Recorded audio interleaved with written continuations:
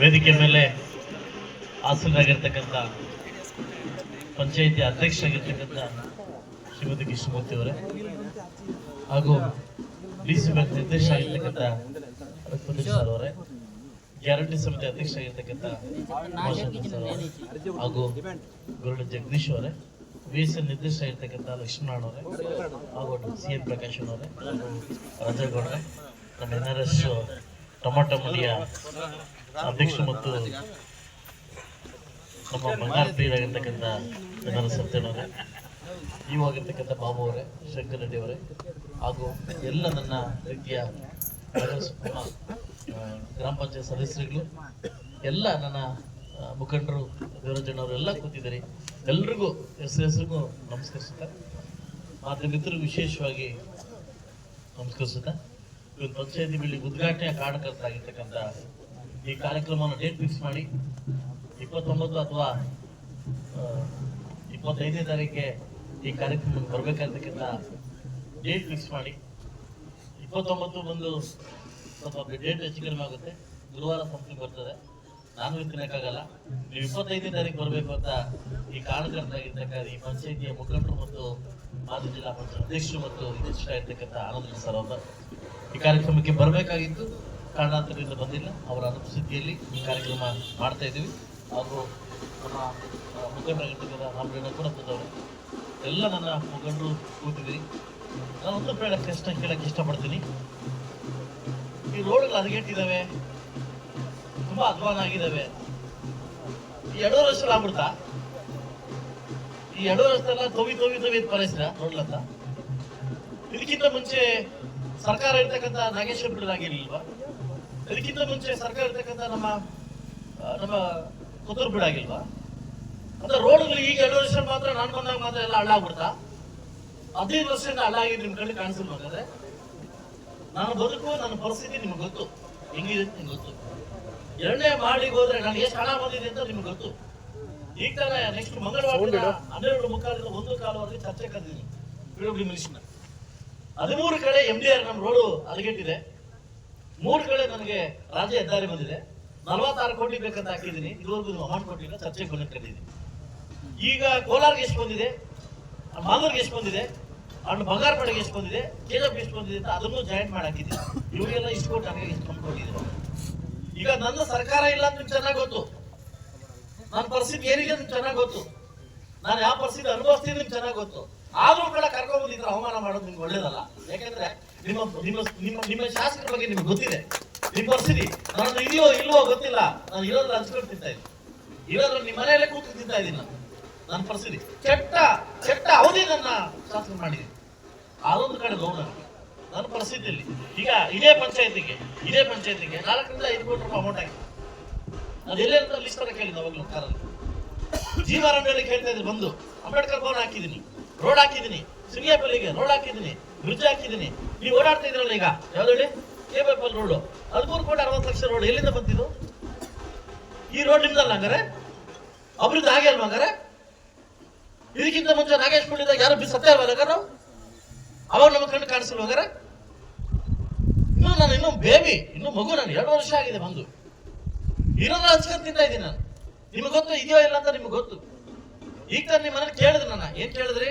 ಎಲ್ಲಾ ಪಂಚಾಯತ್ ಕೇಳಿದ್ರಿ, ನರೇಗಾದಲ್ಲಿ ಬಿಲ್ಡಿಂಗ್ ಮಾಡಿ ಸರ್, ನರೇಗಾದಲ್ಲಿ ಬಿಲ್ಡಿಂಗ್ ಮಾಡಿದ್ರಿ, ನಿಮ್ಮ ಏನಾದ್ರು ಮಾಡ್ಕೊಳ್ಳಿ ಸರ್. ನಾನು ಹೇಳಿದೆ ಆ ಸಮಯದಲ್ಲಿ ಬಂದು ಅನೌನ್ಸ್ ಮಾಡ್ತಾ ಹೋಗಿ ಅಂತಂದೆ. ಹೌದಾ ಹೇಳಿಲ್ವಾ?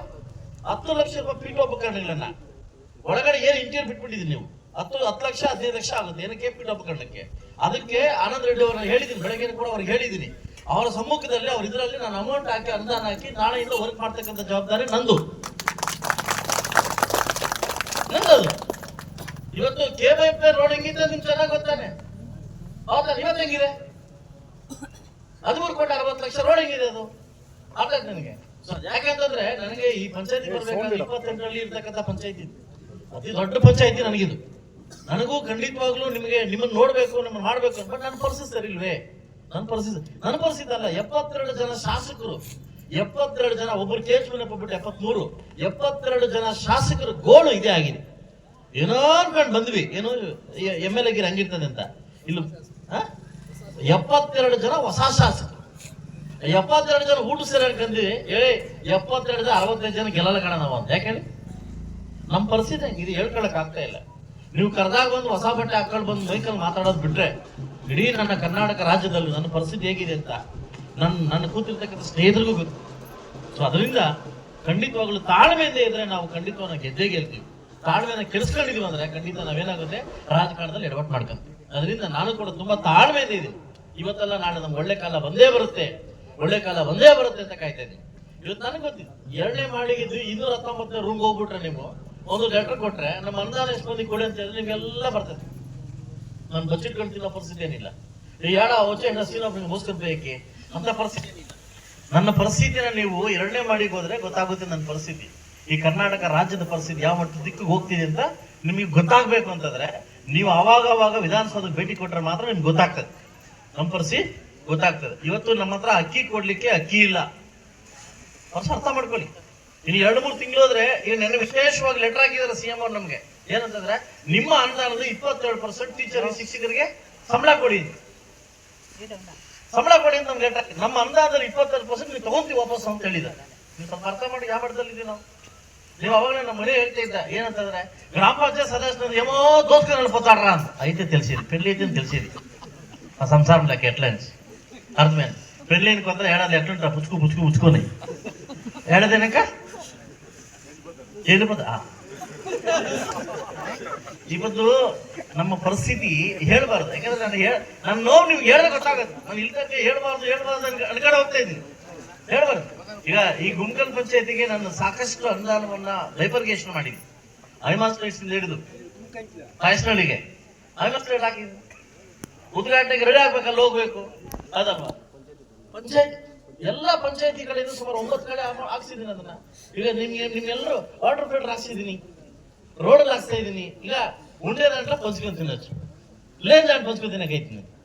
ಸೊ ಅದರಿಂದ ನಾನು ನಿಮ್ಗೆ ಹೇಳೋದೇನಂತಂದ್ರೆ ನಾನು ಕೈ ಮುಗಿದು ಕೇಳ್ಕೊಂತೀನಿ.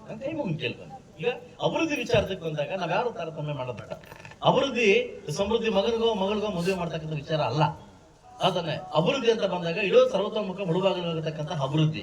ನಾನು ಒಂದೇ ಪ್ರಶ್ನೆ ಕಟ್ಟ ಕಡೆ ಪ್ರಶ್ನೆ ಕೇಳುದು, ಎಲ್ಲ ಯೂಟ್ಯೂಬರ್ಸ್ ಪ್ರಶ್ನೆ ಕೇಳ್ತೀನಿ. ರೋಡ್ಗಳಿಗೆ ನೀವು ಅದು ಮಳೆ ಬಿದ್ದ ತಕ್ಷಣ ಅಲ್ಲಿ ಹೋಗ್ಬಿಟ್ಟು ಹಾಕ್ತಿರಲ್ಲ, ವಿಡಿಯೋ ಹಾಕ್ತಿರಲ್ಲ, ಅದು ಸಮೃದ್ಧಿ ಪೀಡಲ್ಲಿ ಹಾಳಾಗ್ಬಿಡ್ತಾ? ನಾಗೇಶ್ ಪೀಡಲ್ ಆಗಿಲ್ವಾ? ಕೊತ್ತೂಸ ಪೀಡಲ್ ಆಗಿಲ್ವಾ? ಅಂಬರೀಶ್ ಪೀಡಲ್ ಆಗಿಲ್ವಾ? 15 ವರ್ಷಗಳಲ್ಲಿ ಇಲ್ಲದ ಹಳ್ಳ ಹೀಗೆ ಆಗ್ಬಿಡ್ತಾ? 86 ರೋಡ್ಗಳು 86 ರೋಡ್ ಸಪೋರ್ಟ್ ಮಾಡ್ಕೊಂಡ್ ಬಂದಿದ್ದೀನಿ. ನನಗೆ 46 ಕೋಟಿ ಅಮೌಂಟ್ ಕೊಡಿ, ಇಡೀ ಮುಳಬಾಗ ತಾಲೂಕಲ್ಲಿ ಎಲ್ಲೂ ನನಗೆ ಒಂದು ಚೂರು ಕೊಡಿ. MDR ಮೇನ್ ಡಿಸ್ಟ್ರಿಕ್ಟ್ ರೋಡ್ಸ್ ಎಲ್ಲೂ ಮಿಸ್ಟೇಕ್ ಆಗ್ದಂಗೆ ಕೆಲಸ ಮಾಡ್ತೀನಿ. ಸರ್ಕಾರ ಕೇಳಿದ್ದೀನಿ, ಸರ್ಕಾರ ಆರ್ಥಿಕ ಅನುಗುಣವಾಗಿ ನಿಮಗೆ ಸ್ಪಂದಿಸ್ತೀವಿ ಅಂತ ಲೆಟರ್ ಹಾಕೋರು. ಆ ಲೆಟರ್ ಅಲ್ಲಿ ಹೇಳಿದೀನಿ, ಇದು ನನಗೆ ಸಮಂಜಸವಾಗಿಲ್ಲ, ನೀವು ಚರ್ಚೆಗೆ ಬನ್ನಿ ವಿಧಾನಸೌಧದಲ್ಲಿ ಕರೆದಿದ್ದೀನಿ. ನಾಳೆ ಮಂಗಳವಾರ 2 ಗಂಟೆ ಟಿವಿ ನೋಡಿ ನನಗೂ ಬಿಜೆಪಿ ಮಿನಿಸ್ಟರ್ಗೆ ಗಲಾಟೆ ಆಗುತ್ತೆ. ಯಾಕೆ ಹೇಳಿ? ಚರ್ಚೆ ಕರೆದಿದ್ದವ್ ನಾನು. ಯಾಕೆ ಅನ್ಯಾಯ ಮಾಡ್ತಿದ್ರಿ ನಮ್ಗೆ? ನಂದು 3 ಕರ್ನಾಟಕ, ಆಂಧ್ರ, ತಮಿಳುನಾಡು 3 ಇರ್ತಕ್ಕಂಥ ಪ್ರದೇಶ. ನಮ್ಮ 3 ಬಿಟ್ಟರೆ ಆಂಧ್ರ ಮತ್ತು ತಮಿಳುನಾಡಿಗೆ ಹೋಗ್ತೀವಿ. ನಮ್ಮ ಹತ್ರ ನಮ್ಗೆ ಅನ್ಯಾಯ ಆಗ್ತಾ ಇದೆ, ಅಮೌಂಟ್ ಕೊಡಿ. ಅವ್ರು ಏನ್ ಹಾಕೋ ನನಗೆ ನನ್ನ ಆರ್ಥಿಕ ಅನುಗುಣವಾಗಿ ನಿಮ್ಗೆ ಕೊಡ್ತೀವಿ ಅಂತ ಹೇಳಿದ್ದಾರೆ. ಅದಕ್ಕೆ ನನಗೆ ಸಮಾಧಾನ ಇಲ್ಲ. ನಿಮ್ಮ ಹತ್ರ ಚರ್ಚೆಗೆ ಬನ್ನಿ ಅಂತ ಕರೆದಿದ್ದೀನಿ. ನಾನು ಲೆಟರ್ ಅವ್ರು ಕೇಳಿದೆ, ನಮ್ ಇನ್ನೂ ಕೊಡು ಅಂತ, ಆಯ್ತಲ್ವಾ? ಸೊ ನಾನು ನಿಮ್ಗೆ ಏನ್ ಹೇಳ್ತೀನಿ ಅಂತಂದ್ರೆ, ದಯವಿಟ್ಟು ನೀವೇನು ನನಗೆ ಭಿಕ್ಷೆ ಕೊಟ್ಟಿದ್ದೀರಿ, ಶಾಸಕರಾಗಿ ಮಾಡಿದಿರಿ. ನಾನು ಸತ್ರು ಶಾಸಕನೇ, ಬದುಕು ಶಾಸಕನೇ, ಇನ್ನು ಹೋದ್ರು ಶಾಸಕನೇ, ನನ್ನ ಶಾಸಕನೇ, ಹೌದಾನೆ? ಇರೋದ್ರಲ್ಲಿ ಒಳ್ಳೆ ಕೆಲಸ ಮಾಡಿ ನಿಮ್ಮ ಹತ್ರ ಬೇಷರಿಸ್ಕೊಳ್ತಕ್ಕಂಥ ಕೆಲಸವನ್ನ ಮಾಡ್ಲಿಕ್ಕೆ ಶತಪ್ರಯತ್ನವನ್ನ ಮಾಡ್ತಾ ಇದ್ದೀನಿ ನಾನು. ಅದಲ್ಲ ಇಲ್ಲಿಂದ ನಾನು JCB ಎತ್ಕೊಂಡು ಇಟಾಸಿ ಎತ್ಕೊಂಡು ಮೋಸ್ಕೊಂಡು ಹೋಗಿ ಬಂದಿಲ್ಲ ಇಲ್ಲಿ ಖಂಡಿತವಾಗಿ. ಯಾಕಂದ್ರೆ ನಂದೇ ಅಂತ ಉದ್ದಿಮೆ ಇದೆ. ಅದರಿಂದ ನಾನು ಕೈ ಮುಗಿದು ಕೇಳ್ತೀನಿ, ನೀವೇನ್ ಭಿಕ್ಷೆ ಕೊಟ್ಟಿದ್ದೀರಿ, ನೀವೇನ್ ಶಾಸಕರಾಗಿ ಮಾಡಿದಿರಿ, ಖಂಡಿತವಾಗ್ಲೂ ಕಿಂಚಿತ್ತು ಅಗೌರವ ಮಾಡ್ದಂಗೆ ನಿಮ್ಮನ್ನು ಉಳಿಸ್ಕೊಳ್ತಕ್ಕಂಥ ಜವಾಬ್ದಾರಿನ ನಾನು ಖಂಡಿತವಾಗ್ಲೂ ಹೆಗಲ ಮೇಲೆ ಎತ್ಕೊಂಡು ಓಡಾಡ್ತೀನಿ. ನಾನು ನಂಬಿ.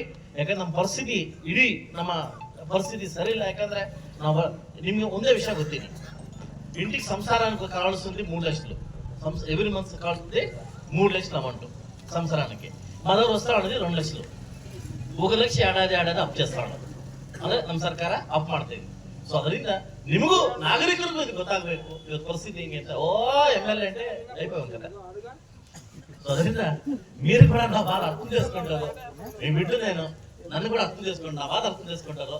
దయచేసి ఈ ಬಿಲ್ಡಿಂಗ್ಗೆ అయినంత త్వరగా ನಾನು ಆದಷ್ಟು ಬೇಗ ನೀನು ಲೆಟರ್ ಮಾಡ್ಕೊಂಡು ಇದನ್ನ ವರ್ಕ್ ಸ್ಟಾರ್ಟ್ ಮಾಡ್ಕೊಂಡು ಆದಷ್ಟು ಬೇಗ ಕಂಪ್ಲೀಟ್ ಮಾಡ್ಕೊಡ್ತೀವಿ ಅರುಣ. ಒಳಗಡೆ ವುಡ್ ವರ್ಕ್ ಇಂದ ಹಿಡಿದು ಟೋಟಲ್ ಕಂಪ್ಲೀಟ್ ಮಾಡ್ಕೊಡ್ತಕ್ಕಂಥ ಜವಾಬ್ದಾರಿ ನಂದು. ಓಕೆ, ಎಲ್ಲಿ ಮುಳಬಾಗಿಲು ತಾಲೂಕಲ್ಲಿ ನಮ್ಮ ಇವರು ಗ್ಯಾರಂಟಿ ಅಧ್ಯಕ್ಷ ಹೇಳಿದಂಗೆ ಮುಳಬಾಗಿಲು ತಾಲೂಕಲ್ಲಿ ಎಲ್ಲೆಲ್ಲಿ ಹೊಸ ಬಿಲ್ಡಿಂಗ್ ನ ಕಟ್ತಾ ಇದ್ರೋ ಎಲ್ಲಾ ಕಡೆ ನನ್ನ ಅನುದಾನದಿಂದ 10 ರಿಂದ 15 ಲಕ್ಷ ರೂಪಾಯಿ ಅನುದಾನವನ್ನು ನಾನು ಕೊಡ್ತಾ ಇದ್ದೀನಿ. ಎಲ್ಲಾ ಬಿಲ್ಡಿಂಗ್ಸ್ಗೂ ನಾನು ಕೊಡ್ತಾ ಇದ್ದೀನಿ. ಯಾಕಂದ್ರೆ ನಾನು ಶಾಸನ ಸುಮ್ಮನೆ ಇರಕ್ಕಾಗಲ್ಲ, ನಾನು ಕೊಡ್ತಾ ಇದ್ದೀನಿ ಅಂತ ಹೇಳ್ತಾ ಈ ಸಭೆಗೆ ಆಹ್ವಾನ ಮಾಡಿ ನನ್ನನ್ನ ಅಭಿವೃದ್ಧಿ ಮಾಡ್ಲಿಕ್ಕೆ ಎಚ್ಚರ ಮಾಡಿದಕ್ಕೆ ಇನ್ನು 2 ವರ್ಷ ಖಂಡಿತವಾಗ್ಲೂ ನಾನು ಇಲ್ಲೇ ಇದ್ದು ಶತ ಪ್ರಯತ್ನವನ್ನ ಮಾಡಿ ಅಭಿವೃದ್ಧಿ ಕೆಲಸ ಮಾಡ್ಲಿಕ್ಕೆ ನಾನು ಮಾಡ್ತೇನೆ ಅಂತ ಹೇಳ್ತಾ ನನ್ನ ನಡೆಗೆ ಹಳ್ಳಿ ಕಡೆಗೆ ಅಂತ ಹೇಳಿದ ಈ ಸೆಷನ್ ಮುಗಿದ ಕೂಡಲೇ ನಾನು ಡೇಟ್ ಫಿಕ್ಸ್ ಮಾಡ್ಕೊಂಡು ಫೆಬ್ರವರಿ ತಿಂಗಳಲ್ಲಿ ಮುಗಿದ ತಕ್ಷಣ ಎಲ್ಲ ನನ್ನ ಅಧಿಕಾರಿಗಳನ್ನ ಇಟ್ಕೊಂಡು ಏನೇನ್ ಬೇಕೋ ಎಲ್ಲಾ ರೀತಿಯ ಸರ್ಕಾರ ರೆಡಿ ಮಾಡ್ಕೊಂಡು ಸೊ ಖಂಡಿತವಾಗ್ಲೂ ಅಲ್ಲೇ ಬಂದು ಹಳ್ಳಿ ಕಡೆ ನನ್ನ ಹತ್ರ ಎಷ್ಟು ಐಮಾಸ್ ಇದೆ, ಎಷ್ಟು ವಾಟರ್ ಫಿಲ್ ಇದೆ ಅಂತ ಅಲ್ಲೇ ಸ್ಪಾಟ್ ಅಪ್ರೋಲ್ ಕೊಟ್ಟು ಖಂಡಿತ ಬರ್ಲಿಕ್ಕೆ ನಾನು ರೆಡಿ ಇದೆ ಅಂತ ಹೇಳ್ತಾ ಅವಕಾಶ ಕೊಟ್ಟಿದ್ದಕ್ಕೆ ಎಲ್ಲ ನನ್ನ ಪ್ರಮುಖ ಗುಮ್ಮಕಲ್ ಪಂಚಾಯತ್ ಎಲ್ಲ ನಾಯಕರು ಕೂಡ ನಾನು ಅನ್ಸುತ್ತಾ ಸೊ ಖಂಡಿತ ಅನ್ಸುತ್ತೆ ನಿಮ್ಮ ಒಂದು ಏನು ಅವಾಗಲೇ ಪ್ರಕಾಶನ ಹೇಳ್ತಾ ಇದ್ರಲ್ಲ, ಏನು ಗಲಾಟೆ ಇದಕ್ಕೆ ದಯವಿಟ್ಟು ಯಾರು ಒತ್ತು ಕೊಡಬೇಡಿ. ರಾಜಕಾರಣದ ಮಾತು ಹೇಳ್ತೀನಿ ಕೇಳಿ. ದೇಶ ರಾಜಕಾರಣ ಯಾರು ಮಾಡಿದ್ರೆ ಕರ್ನಾಟಕದಲ್ಲಿ ಇದುವರೆಗೆ ಯಾರು ಉಳಿದಿಲ್ಲ. ದೇಶ ರಾಜಕಾರಣಕ್ಕೆ ನಾವು ನಂದೇ ಆಗ್ಬಾರ್ದು. ನಾವು ಇಲ್ಲಿ ಕೂತಿರ್ತಕ್ಕಂಥ ವಿದ್ಯಾರ್ಥಿಗಳು, ನಾವು ಅಷ್ಟು ಓದಿರ್ತಕ್ಕಂಥವ್ರು ನಾವು ಅದಕ್ಕೆ ಪ್ರಚೋದನೆ ಮಾಡಕ್ ಹೋಗ್ಬಾರ್ದು ನಾವು. ಯಾಕಂದ್ರೆ ಗುಂಕಲ್ ಪಂಚಾಯತಿ ಗೊತ್ತು ಸೂಕ್ಷ್ಮ ಅಂತ. ಅಂದ್ರೆ ಜೂನ್ ಪರ್ಯಂತ ನಾವು ಮುಂದೊಂದು ಮಾತು ಹೇಳ್ತೀನಿ ಅಕ್ಕಂದಿರಿಗೆ, ನಾವು ಹುಟ್ಟಿದೀವಿ ಸಾಯೋದಂತ ಗ್ಯಾರಂಟಿನ. ಇಲ್ಲಿ ಕೈ ಎತ್ತಿ ನೋಡೋಣ, ಹೋಗಲ್ಲ ಅಂತ ಎಲ್ಲ ಹೋಗ್ತೀವಿ. ಹೋಗೋದ್ ಮಧ್ಯೆ ರಾಜಕಾರಣ ಬಂದಾಗ ಯಾವ್ದೋ ಮೆಂಬರ್ ಎಲೆಕ್ಷನ್ ಬಂತು, ತಾಲೂಕ್ ಪಂಚಾಯತ್ ಬಂತು, ಜಿಲ್ಲಾ ಪಂಚಾಯತಿ ಬಂತು, MP ಬಂತು, MLA ಬಂತು, ಓಟ್ ಹಾಕಿ ಮನೆಗೆ ಬರ್ತಿದ್ದಾನೆ. ದೇಶ ಬೇಕು. ರಾಜಕಾರಣ ಅನ್ನೋದು ದಿನಕ್ಕೆ ಒಂದು ತುತ್ತ ಅಷ್ಟೇ ಇದೆ. ರಾಜಕಾರಣ ಜೀವನ ಅಲ್ಲ ನಮ್ಗೆ ಕೂಲಿ ನಾಲಿ ಮಕ್ಕಳು ಮರಿ ಹಸು ಕರು ಬೆಳೆ ಎಲ್ಲ ಇದ್ದಾನೆ. ಅದ್ರ ಮಧ್ಯದಲ್ಲಿ ಇದು ರಾಜಕಾರಣ ಅಷ್ಟೇ. ಇದು ಕೆಲವರು ಅದಕ್ಕೋಸ್ಕರ ಹುಟ್ಟಿರ್ತಾರೆ, 24 ಗಂಟೆ ರಾಜಕಾರಣ ಮಾಡಕ್ ಕೊಟ್ಟಿರ್ತಾರೆ. ಅವ್ರು ನಾವಲ್ಲ ತಾನೆ, ಹೌದಾನೆ. ಈಗ ನನಗೆ ನನ್ನ ಕಮಿಟ್ಮೆಂಟ್ಸ್, ನನ್ನ ಕೆಲಸ, ನನ್ನ ಕಾರ್ಯ, ನನ್ನ ವೈಯಕ್ತಿಕ ಎಲ್ಲ ಇದೆ ತಾನೆ. ಅದ್ರ ಮಧ್ಯೆ ರಾಜಕಾರಣ ತಾನೆ ನಮ್ಗೆ. ನಾನು ನಿಮ್ಗೆ ಹೇಳೋದಷ್ಟೇ, ರಾಜಕಾರಣ ಬಂದ ರಾಜಕಾರಣ ಮಾಡ್ಕೊಳ್ಳಿ. ಅದು ಬಿಟ್ಟು 24 ಗಂಟೆ ರಾಜಕಾರಣ ಮಾಡಿದ್ರೆ ಅವ್ನು ತುಂಬಾ ದಿವಸ ಬದುಕಲ್ಲ. ಹೇಗೆ ಹೇಳಿ, ಅವ್ರು ನಿದ್ದೆ ಮಾಡಕ್ಕಾಗಲ್ಲ. ಓಡಾಡ್ಬೋಯ ನಿದ್ದೆ ಮಾಡಕ್ಕಾಗಲ್ಲ. ರಾಜಕಾರಣವನ್ನ ರಾಜಕಾರಣ ತರ ಮಾಡಿ 24 ಗಂಟೆ ರಾಜಕಾರಣ ಮಾಡಕ್ ಹೋಗ್ಬಿಟ್ಟು ಕೈ ಮುಗಿತೀನಿ. ಹೌದಾ? ರಾಜಕಾರಣದಲ್ಲಿ ನಮ್ದೇನು ಅದು ಊಟದಲ್ಲಿ ಈಗ ಯಾವ್ದೋ ಒಂದು ಮದುವೆಗೆ ಹೋಗ್ತೀವಿ, ರೈಸ್ ಮುರ್ಲಿ ಇಟ್ಕೊಡಲ್ಲ. ಒಂದು ಎಲ್ಲ ತರ ಇಡ್ತಾರೆ. ಎಲ್ಲ